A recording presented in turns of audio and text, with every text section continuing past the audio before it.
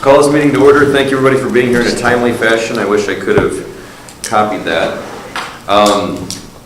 First item on the agenda is to approve the February minutes from the P&G meeting last month. Any suggestions, comments, deletions, additions, etc.? We're all here. Motion to approve. So moved. Oh, second. All right. All in favor say aye.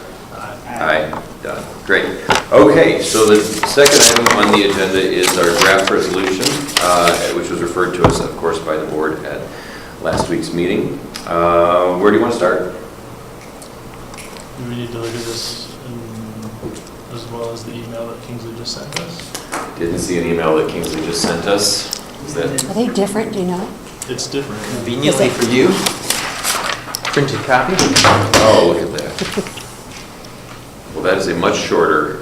But it's just, that's about creating a task force. Aha. Okay.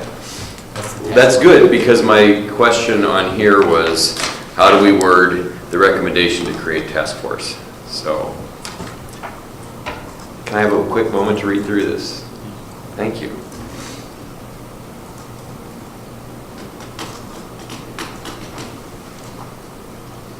Director Deloach, did you get a chance to look at this yet? You should just read it out loud. Okay. Is that okay? That's fine. As long as you don't read to me. Apparently hot off the presses. Draft resolution creating a task force to develop plan to support students and families threatened by immigration enforcement. Whereas ensuring that our schools are safe, welcoming, and inviting for all students and their families will facilitate the physical safety and emotional well-being of all children in the district and is paramount to students' ability to achieve. And whereas the Board of Directors of the Iowa City Community School District seeks a task force of parents, students, stakeholders, and community members to work with staff to develop a plan to support students and their families to seek help, assistance, and information if faced with fear and/or anxiety about immigration enforcement efforts. Now, therefore, be it resolved by the Board of Directors of the Iowa City Community School District as follows. 1, that a support for immigrant student task force is hereby established for the purpose of providing recommendations to the Board of Directors. Should we pause there?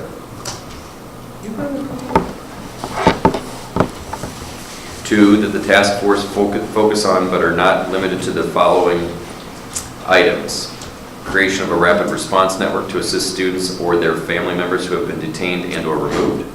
Developing a plan for training teachers, administrators, and other staff on how to respond to ICE personnel who are requesting information about students and families and or are attempting to enter school property. The plan shall also include procedures for notifying families about ICE efforts to gain information about students and families. Developing clear guidelines on the district's response to any ICE request and or subpoena. Increasing and enhancing, thank you very much, partnerships with community-based organizations and legal services organizations who provide resources for families facing deportation. Number 3, the task force shall sunset on Tuesday, April 25th, 2017, unless further extended by the Board of Directors.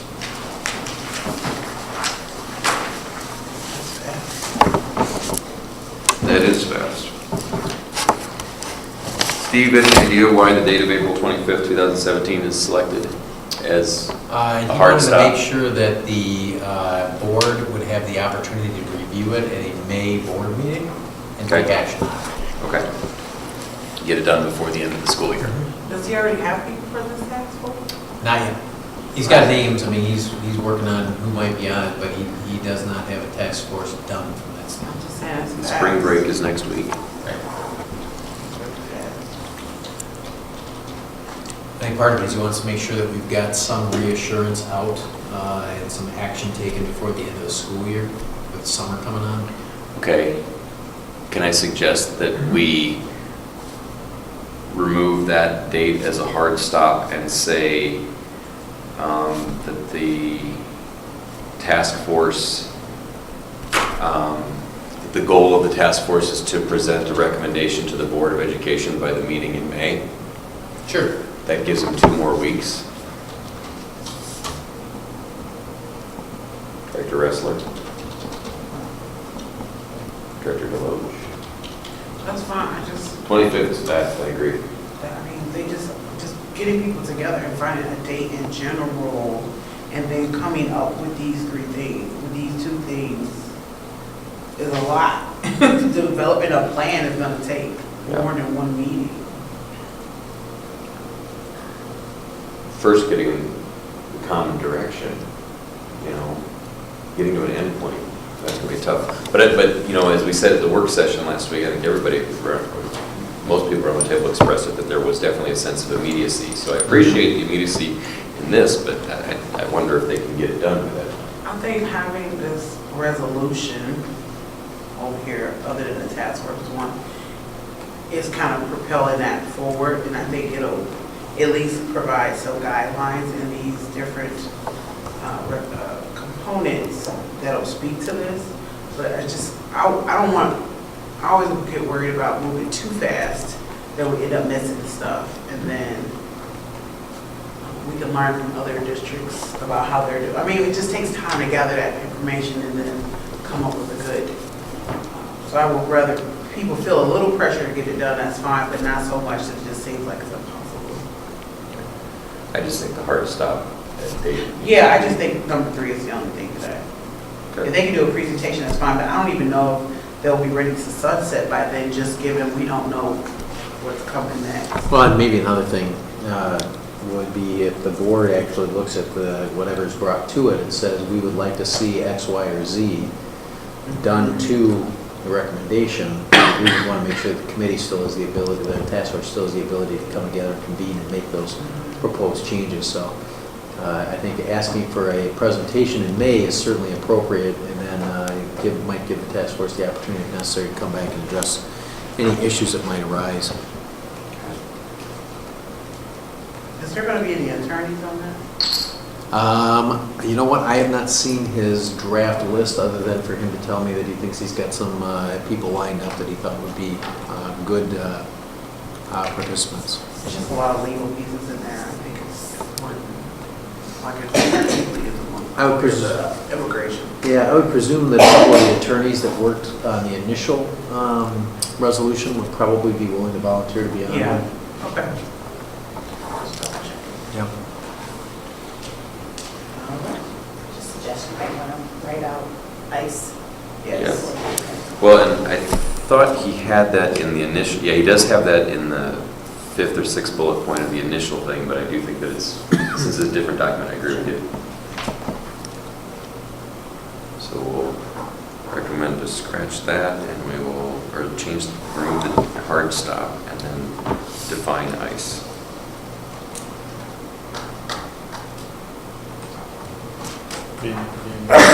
Say again? Grammar, Brian, there needs to be a space between 2 and support on that topic. There does. Oh, it's like, There's another one that I just read. Hang on. So bullet point number 2, that the task force focus on, comma, but are not limited to. That's not correct. That needs to be ironed out too.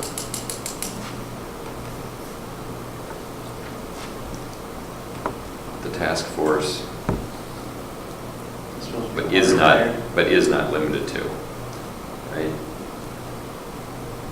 It's either the members of the task force focus on but are not limited to, or that the task force, which is singular, right? So what do we want? whatever y'all doctors know.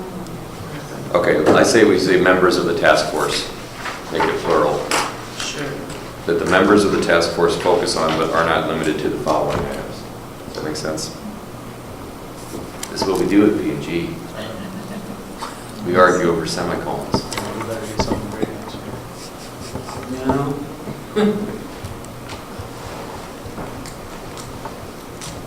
Okay, those are the only suggestions there.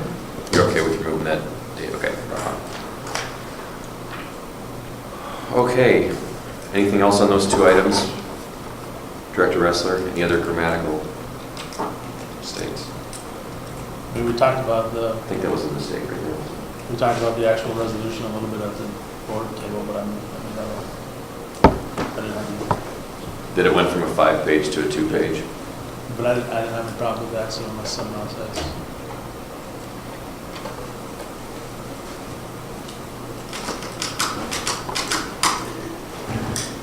I had 0 concerns about the 2 pages in the actual resolution.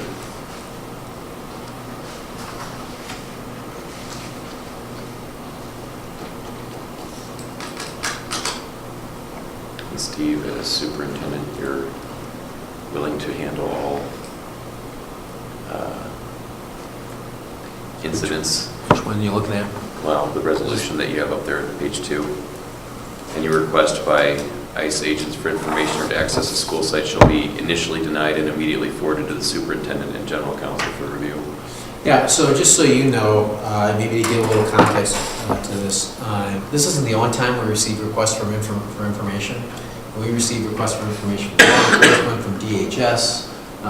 So one of the things that and unfortunately Kim, as part of this process that we've become good at is receiving subpoenas and working with law enforcement to understand what we can and can't share with them.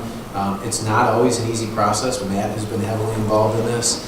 When it comes to video that we have in our schools, that's part of our surveillance process that may or may not be accessible by law enforcement. So I think that over the past year and a half, we've gotten pretty good at figuring out how to deal with those kinds of requests. So I don't have any problem with a building saying, that's not my wheelhouse, kick that upstairs. And then the collective leadership team at the central office would process those.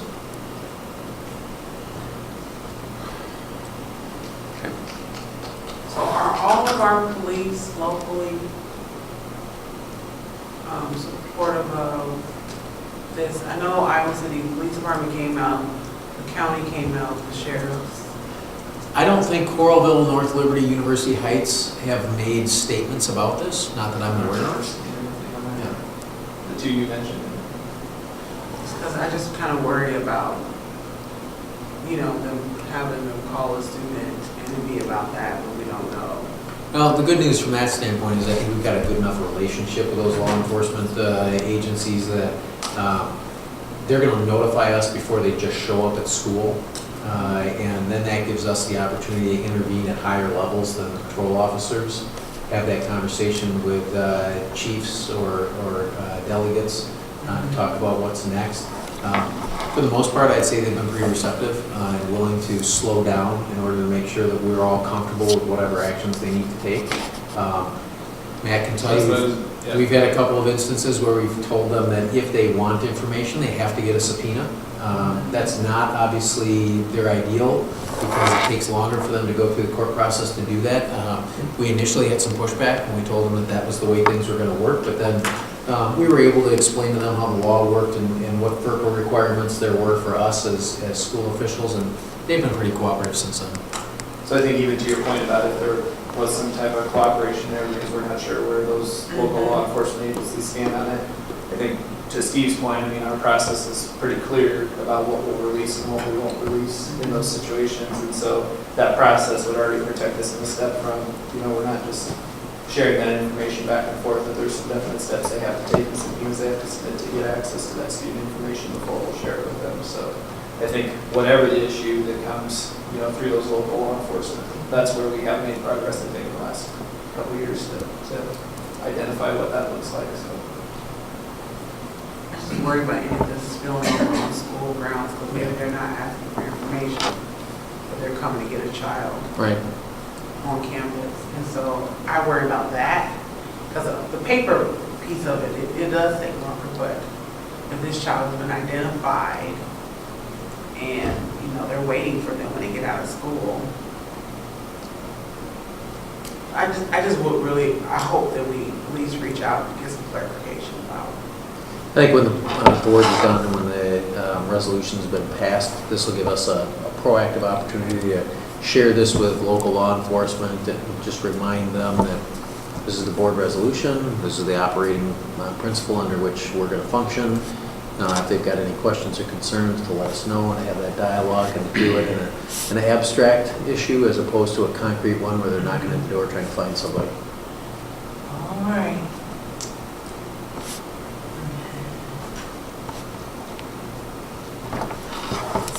Good to move on? Not really, but all right. I mean, it's 2017. I mean, good to move on to this particular We can agenda move on to item. the next topic, yes. Okay, Moving all right. on emotionally and mentally. Yes. The safety of our children, Right. For Doing what the committee is tasked to do, yes. Great, good. All right, so Appendix 8. This is just coming back, yet again, we're still hammering this out about the charter for the various committees, for the Financial Oversight Committee. Last time we met, it had been suggested that we at least commit the committee to meeting at least once annually. So I added one bullet point in. Well, actually, Kim added one bullet point in for me because I couldn't get my computer to punch right. Because I'm an idiot. But that's not debatable. So, any other suggestions about the charters for the other committees or with the Financial Oversight Committee? And are we ready to take these back to the board? This is just part of our routine work. I think at least once, since I know that we will be naming a chair for the committee, right? One of the annual, no, for financial oversight. So since the charter now specifies that one person will be elected as committee chair, then there will be at least one meeting of the group to discuss at least what the purpose of the group is. I think it's a good I suggestion. mean, I think, yeah. Otherwise, it could just exist in the ether and not No, it's actually. important to at least meet once, and maybe we try to work it out on a day that we have another meeting. What? Can it be like operations meetings when they've been working that work into the work sessions? Yeah, I don't see why not. It's just that, a few months from now, you will have some new board members, right? That will maybe not know what the Financial Oversight Committee. We need to meet at least once before. Right. And I think we've hammered the Education Committee charter and the other ones to death, so financial looking okay to move on with that one? I mean, just so that we're just prepare our minds that it's a likelihood it can come back. Well, and a future, I mean, any committee chair in the future could have more than one meeting, but I just said at least one per academic year. Yeah. Okay. All right, moving right along, dare I say we're actually on a roll. Ends policies. Believe it or not, I had a couple very minor suggestions. One, was in the highlighted portion under reading, math, and science. When it says, the third bullet point on each of them, it says, on average, comma, achievement of gaps between subgroups will decrease. Should we strike of achievement gaps? Yep, Okay, for all three of them, is that cool? yep, sorry about that. No apology necessary. Yep. The only other suggestion I was going to say was that because the reporting, how academic reports are given is specified in Appendix 4, was that maybe we put a link to Appendix 4. Because Appendix 4, which is the next item on our agenda, that's where we talk about disaggregating by subgroups.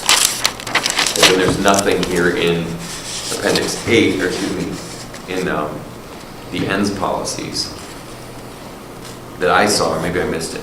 Tell me if I did, that says that we're going to disaggregate by subgroups. Correct. I want to get this layered and tied together so much that it's, Is it understood though, Brian, when it says on average achievement gaps between subgroups? probably, but I guess if we want to say that the way that the reports are, the way the reports are given is defined in Appendix 4, then that would tie them together. I think the more overlap we have, the more likely we are to get things done. Where do you have that? I don't know. The end of the end? I was going to say in those initial paragraphs about ends policies, before it says global ends policies, Yep. somehow say,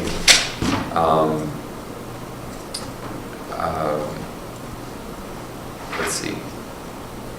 So it's either the second or third paragraph there, before the struck part about cohort groups. So like ends policies or goal statements set by the board to govern, blah, blah, blah. They're not the only academic goals. I don't know, somewhere in there we just, Just say reports will be provided in accordance with appendix. there we go. Is it 4. four? Thank you. Thank you. Just add that Simple, first. clean, and then a link. Kim, you can get a link to that. I'll check these other I was gonna links say too. with the new since we- website, it- Yeah. They're yeah. wrong. Should I email those to you or should I just correct them here? The Either other or, ones? whatever you want to do is fine. Everything has changed. Yeah, Yes. Just means finding the new links. true. I had to do some. looking around. Is that, I don't want this just to be my suggestion. Does anybody have a problem? If you think that's a stupid idea, please let me know. It's always good. I'd rather have more information than not enough. So then people are clear about what it is that we're talking about. Because I always think about, these are documents that will be here long after me. Right. And so if it's just a link, it ain't hurt nobody to have it there. Right. No, because if the other piece changes, that link will obviously correspondingly change. Right, so as we've just seen by the stuff that we struck out of here in the last couple months, we've seen stuff that's, or wording that's been sitting around for a while, and nobody has any idea how to even report that anymore, because we don't receive that information, right? So my thought is just to say that here's what our ends policies are, right? And then Appendix 4, the next item on our agenda is here's how it's to be reported and tie them together. You'll come together.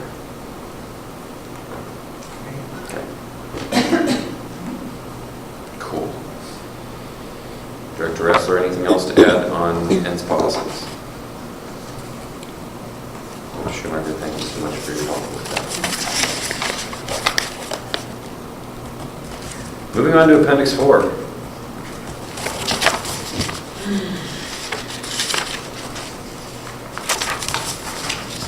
I had nothing to add. It will look beautiful when it's removed language is gone and the highlighted language is added. It's kind of messy. It'll look so much cleaner. Sleek. Yes, sure. Short. Short is good. There'll be a one-page policy, a one-page appendix. Be a codicil, not an appendix. All right, sorry, bad joke. That's a nerd joke. Anything else to add for Appendix 4? So, just going back to last meeting, I just want to say that we did not bring the 500 policies to the board, right? That was in the minutes. So now we have to bring 8 for the 500s and the ends policies, right? Okay, so we're ready to report back to the board on all that. I like the direction we're in. This is good. Yay. Anything else to add on 4? Or can we move on to some fresh meat here? Let everybody speak at once. It's fine, moving on, thanks. Thank you. Cheers. See, I'll entertain myself here. Y'all aren't going to jump in. I mean, there's a lot of voices in here. Okay, we're having our own conversation. That is not good. I bet I have 2 less than the president, so. All right, so directions, superintendent directions 2C, 2D, 2E, which are mainly financial planning Yep. and budgeting. Steve, Yes, a couple quick suggestions. fire away. That we remove everything that is tied to the now defunct diversity policies, Understood. which I think is 7, 8, 9, and 10 under 3C. Go back. Yeah, good, there's no. You see, Yes. he's ready. I was just- Yes. So 7, 8, 9, 10. 7 I had a question about though, just because it says capacity utilization goals established by the board. That was the only place I remember ever seeing that was in the diversity policy. Right, capacity utilization. So That was in the diversity. Okay, so we can strike 7, 8, 9, and 10. In number two, bullet point 2, prepare budgets that ensure that the expenditures in any fiscal year are less than the funds conservatively projected to be received in that period. It's good budgeting practice. Don't spend more than you earn. Right, but has that been possible? Well, keep in mind, in the state of Iowa, and this is an issue right now, Davenport School District. Right. You get a spending authority. Right. That tells you how much money you can spend. The state dictates that. The Davenport School District right now is choosing to ignore that and spend more than their spending authority by using cash reserves to do that. Right. This would prevent me from bringing you a budget that was based on that ideology. Now, I couldn't simply say, I think kids should get this much, so I'm going to spend it because we have it.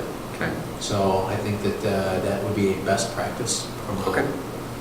I just, compliance with state law requirement. my question is that as I see, I mean, yes, I agree with you that the practice is sound fiscal management, right? But my question was, is it always possible?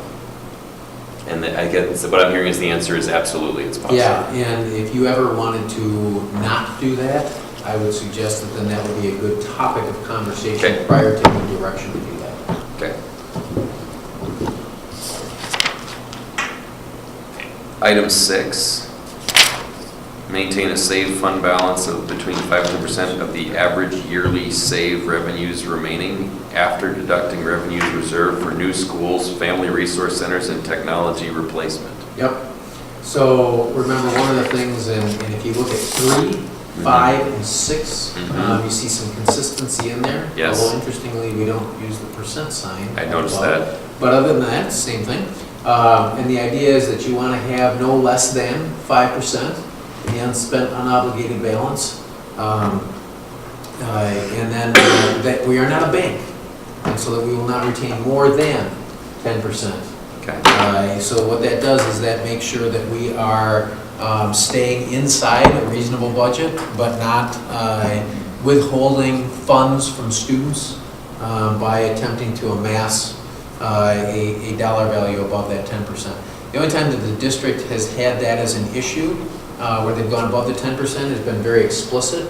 Would have been before all of you were on the board. There was a set aside for the new high school inside revenue that came from sales tax, and so the board took very specific action to direct the superintendent at that time, prior to my arrival, to sequester those funds in anticipation of the need for a new high school. But again, what that does is anything that's outside of that 5 to 10% range requires the board to step in. Another thing that happened prior to your arrival in the district, state funds were frozen. We would have been faced with a significant layoff of teachers in the district. And so the board came in and said, we are going to direct you to retain less than 3% of your unspent unobligated balance in order to retain staff. But then they put in place a plan to work out of that and get back to the 5%. So again, what this does is it gives us a good range in the middle. And anything we want to do that deviates outside of that, spending more than, which drives the balance down, or spending less than, driving the balance up, it requires the board to step in and take specific action. I think that's a best practice.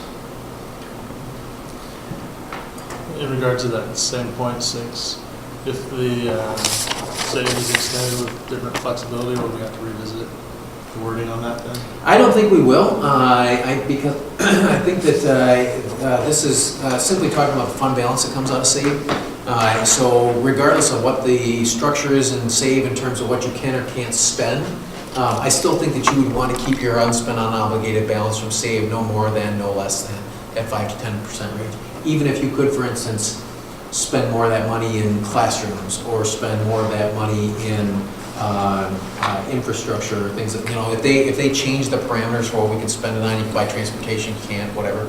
I think that you still wouldn't want to go above 10 or below 5.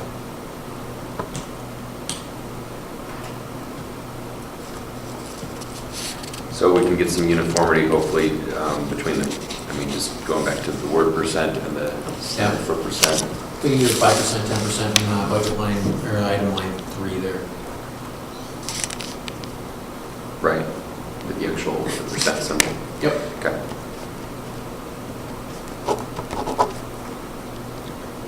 All right, my question marks on that were just, with number 6 was really more the listing of schools, family resource centers, and technology replacement. And you could easily, and from that standpoint, you could strike that, so that just says, just like, up above, appropriate plan to maintain unspent unobligated balances 5 to 10% for budget authority. You can do the same thing in 5 for PEPAL, you can do the same thing in 5, or in 6 for SAVE, just make all that language parallel. So just say retain for specific purposes. Okay. Yep. I guess that's more what my question was going to be, Yeah. like if they're going to add what you can spend it on. and Yeah, how so much. if you just do specific purposes, then that would encompass anything that they allowed you to spend under for that, language.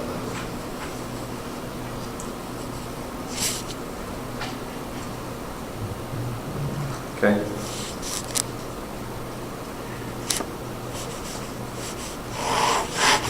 All right, so 5 and 6 will say specific purposes, and then we don't have to add that to 3, do we? No. Okay, got it. And then 7, 8, 9, 10 are all getting struck.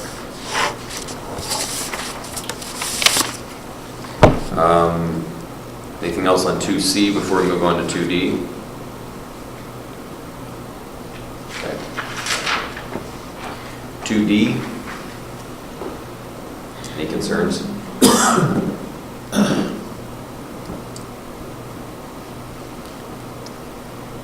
I had none, Director Ressler. Stuff silo. Oh, no, that should be safe. You look at it so often, you forget about that. Man, I knew you were good on this committee. Perfect. Director Deloach? Sorry. I don't have any fanciness like that. Yeah, I missed it too. That's my one contribution. That's it, you're out on a high note there? I'm gonna cry myself to sleep on my pillow tonight. All right. 2E. Steve, did you have anything to add on 2D? No, I don't. Okay. No. 2E. I had nothing. Protect our assets. I looked through this with Craig earlier, and remember, this is one of the reports that we delivered to you in June, so you get an asset protection report. It goes through the insurance that we have to cover all the material assets of the district. So he and I went through here, we didn't see anything that we needed to worry about changing at this point in time. When do we have, like, what's an example of using the, number 4, funds over $100,000? Oh, up here? So when you're doing construction, right, so things that come out of general PEPAL silo, or say, that's when we have Appendix 9 approvals. And so you get that whole stacked process where we go steps 1 through 9 on there. That's pertinent to both 4 and 5 on here. Oh. So that's where that comes from. Okay, math program purchase. Sure, yep. So it could be math, could be Appendix 9 approvals, could be, there was just a question somebody asked about purchasing technology. So we always send you that memo that says we're about to go through another computer buying cycle, and we spell it all out for you. That's another one of those in there.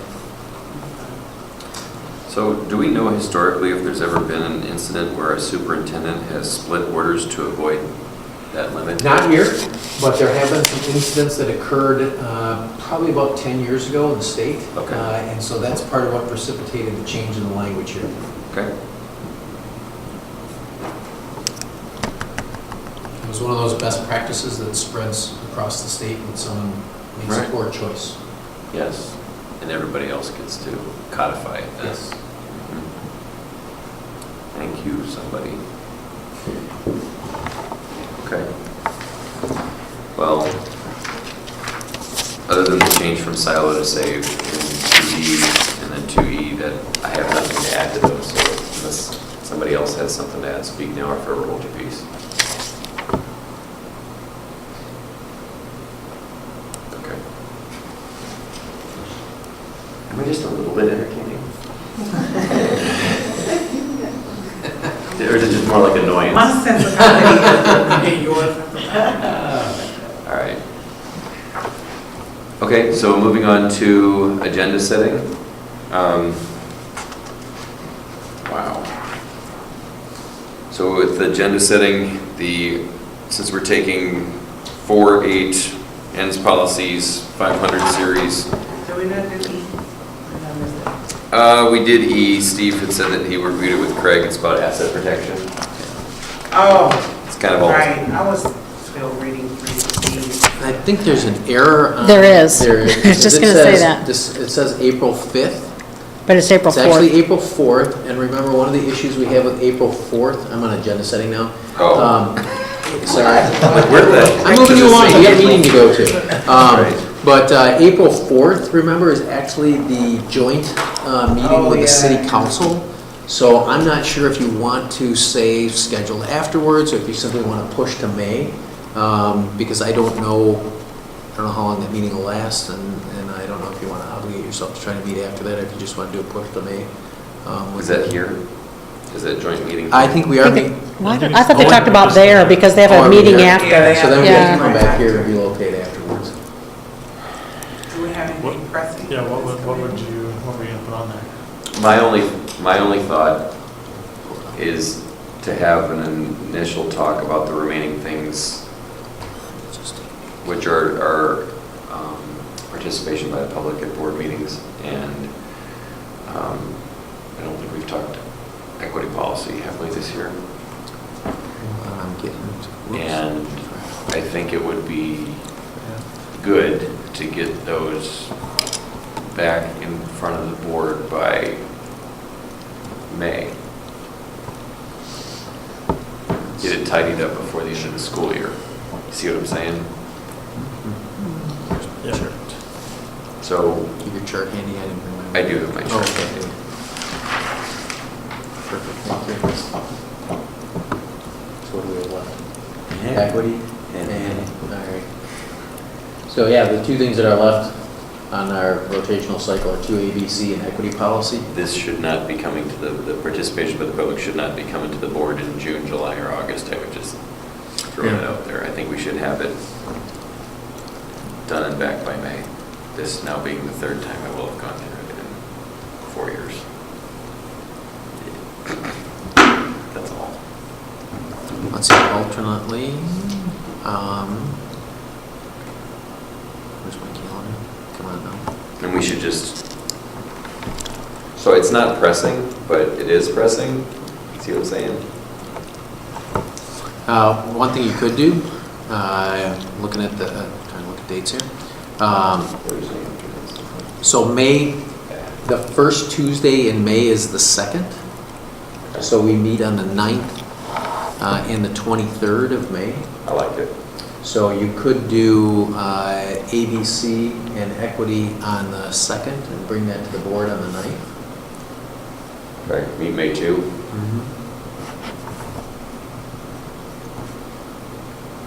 Well, considering both of them are relatively newly designed, there shouldn't be a whole. Shouldn't be a lot of language issues in there. And like you said, we've hashed through public comment pretty rigorously on multiple occasions over the last few years.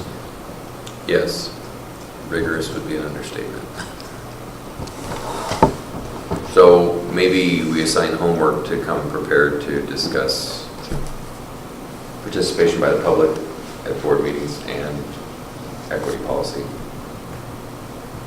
May 2, not meet April. Sound good? Sound good, folks? One less meeting. The thing I like about that, and I apologize, I forgot that we were going to be meeting there. I think sometimes it's difficult for people if you're meeting at two different locations on the same night for them to figure that out. And you'd hate to have those two issues as an agenda item when you were meeting at the city council chambers, and then you have a second meeting over here to talk about those. That might be a little bit of a challenge optically too. Okay. So we'll convene in May. And we'll bring back superintendent directions just to look at the, yeah. Awesome. Any other suggestions, folks? I anticipate nothing coming from the board, but I guess we'll take that as it comes, right? Goodness knows what could happen. All right, unless there's anything else to add, motion to adjourn? So, Second. All in favor, say aye. I. Aye. All right, this meeting's adjourned. Awesome, great job.